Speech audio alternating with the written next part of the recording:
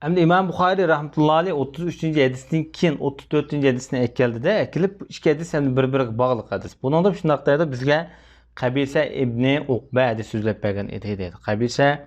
Qabisa ibn Uqba ibn Muhammad al-Kufi nomi bilan mashhur, o'zi Kufida yashagan. Bu odamda İmam Ahmad ibn Hanbal, İmam Buxari qatorliq kishilar mesela İmam Muslimlar hadis rivoyat qilgan bu odamdan. Bu odamniki o'zining yaxshi ekanligida ulamolar birlikka ega. Lekin bu odam ham hadis ilmida ishonchlikmi degan masalada hamda ulamolar orasida ixtilof bo'lganda. Lekin İmam Buxoriy rahmatullohi alayhi bu odamni ishonchlik sifatida hadisni qabul qilgan. Hamda Yahya ibn Ma'in bu odam hamma jihatdan ishonchlik, hamma narsada.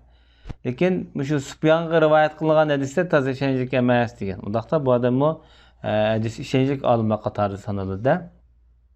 Bu adam 213-yili o'lib ketganligi qayd qilingan.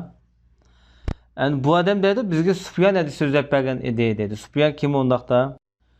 Bu kishi Sufyan ibn Sa'id ibn Masruq nomi bilan mashhur bo'lgan adam. Ayni davrdagi katta imomlarniki biri.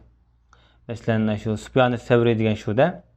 Bu odamning mush 4 mazhabga o'xshash ayni vaqtida o'zining mazhablari bor, lekin 4 mazhab olimlarining shogirdlaridan chaqqan bilimlik astoydil chiqib, masalan, mazhablarini tarqatgan bo'lsa, Sufyan as-Savriniki shogirdlari bu mazhabni taqtamagan, chunki meskin yo'qolib ketganda keyingi davrlarda.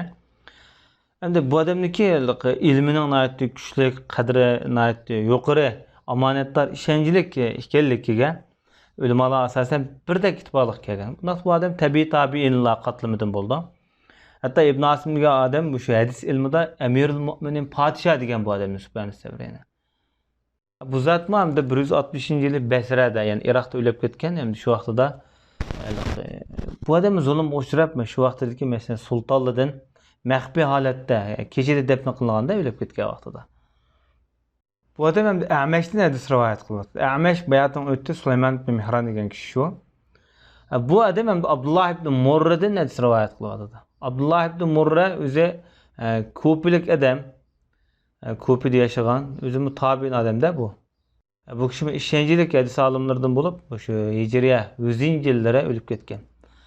Chunki Yahya ibn Ma'in bu odamni ishonchlik deb sifatlaganda, endi bu odam Masruqdan hadis rivoyat qiladi. Masruq kim degan vaqtda Masruq ibn Ajda. O'zi bu odam Kufilik. Mesela Ebu Bekir radıyallahu anh'ın aqsı namaz o'qiganligi xotirlanib. Undaqda sahobalar bilan uchrashgan bo'ldi bu odam. Mesela Ayşe radıyallahu anha, Abdullah ibn Mas'uddan hadis anglaganligi xotirlangan.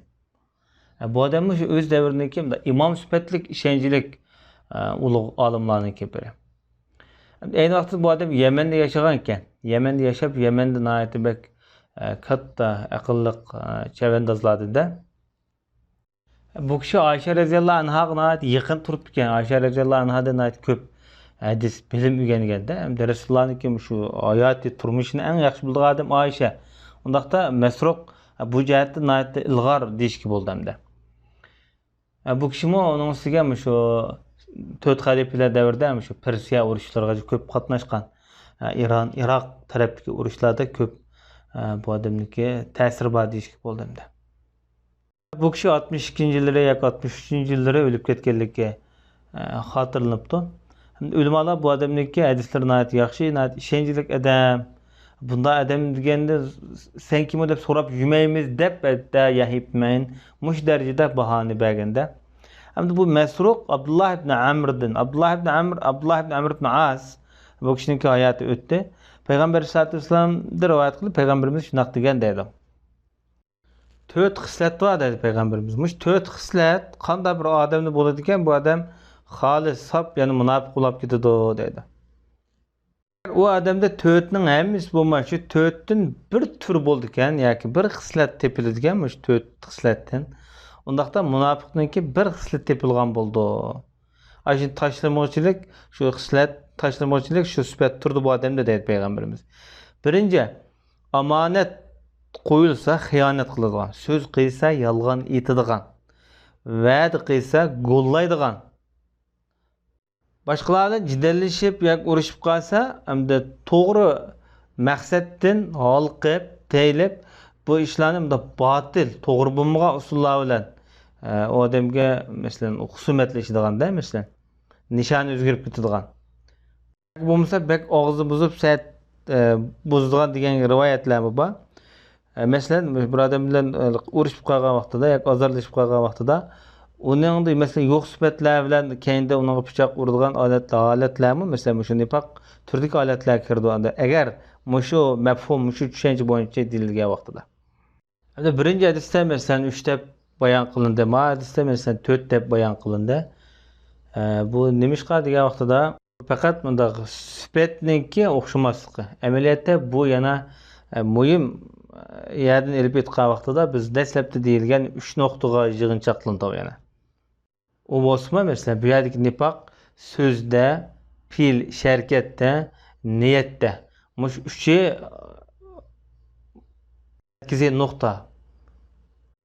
Amaliyotda munofiqniki bu 3'tin yoki 4'tin boshqa nurg'un sifatlari var. Mesela namoz o'rinli qildigan, davomli yoki riyoxo'rlik qildigan, ammo shu nifoq doirasiga kiradigan amallar.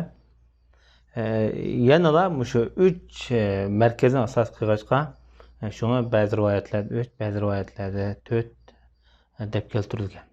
Endi bu hadisni Shu'ba A'mashdan mutabe bo'lgan ergashgan dedi. Bu nima degan gap deganda Imom Sufyon Savri rahmatullohi alayhi A'mashdan rivoyat qilgan buni. A'mashdan rivoyat qilganda Shu'bimiz Sufyon Savriga o'xshash Imom A'mashdan boshqa shaklda, boshqa sanat bilan chiqargan demoqchi bo'ldi endi.